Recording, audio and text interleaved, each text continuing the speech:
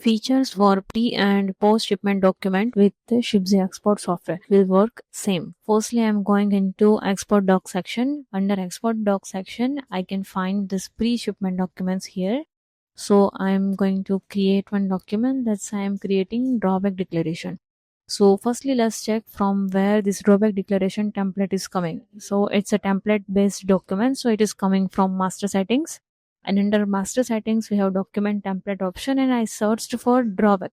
So this is the template of drawback declaration. So whatever document I'm seeing here is a reflection of the template I made. So I'm creating one drawback declaration, and this is how it will appear once it's created. So this is how I can create the drawback declaration. All the pre and post shipment documents are coming from document template from here. So accordingly you can modify your own documents. Thank you.